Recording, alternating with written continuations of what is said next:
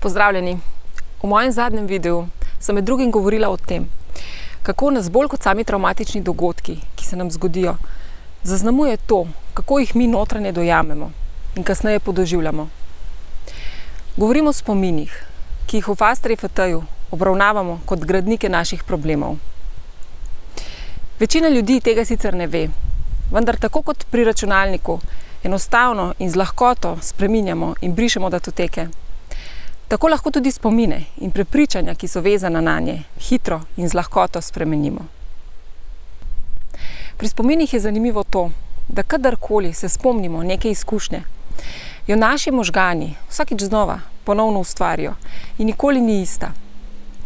Ne podoživimo prvotne izkušnje, pač pa ponovno kreacijo prvotne izkušnje, ki je vsakič za malenkost drugačna. Spomini nikoli niso točni, niti niso trajni. V zadnjih 5 letih so raziskovalci z področja nevroznanosti ugotovili, da na naše spomine odločilno vpliva vse, kar se nam zgodi tekom življenja. Poleg tega imamo lahko tudi lažne oziroma napačne spomine. Lahko se nam na primer zgodi, da za nek spomin kasneje ugotovimo, da ni pravi in da je le del nečesa, kar smo nekoč sanjali. Ali pa nam je nekdo nekaj povedal in smo mi pri tem nehote ustvarili sliko v glavi. Spomini pa niso samo slike, predstave oziroma filmi v glavi, pač pa tudi zvoki, besede, glasovi, na primer mamin ali očetov glas, glasba, skratka razni zvočni zapisi. Potem so tu še občutki, čustva in druge zaznave. Tudi telesni občutki so spomini sami po sebi. Poleg tega pa imamo še vonje in okuse. Še 2 načina, na katera notranje predstavljamo zunanji svet.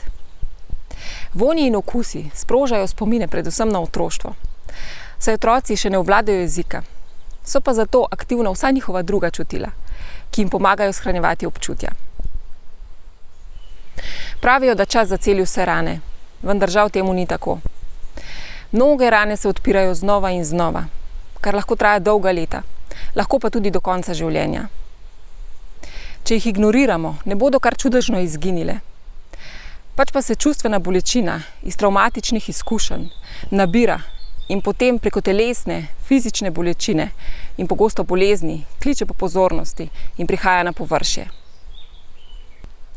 V Fast RFT-ju s pomočjo tapkanja in raznih preprostih, a izjemno učinkovitih tehnik razbijamo povezave med travmatičnimi dogodki in spremljajočimi bolečimi čustvi. Ne moremo spremeniti tega, kar se je zgodilo. Lahko pa spremenimo zapise v podzavesti oziroma spomine na pretekle dogodke. Spomini niso dokazi na sodišču in dovoljeno nam jih je spremeniti. Ni potrebe, da jih obdržimo, v kolikor nam ne koristijo.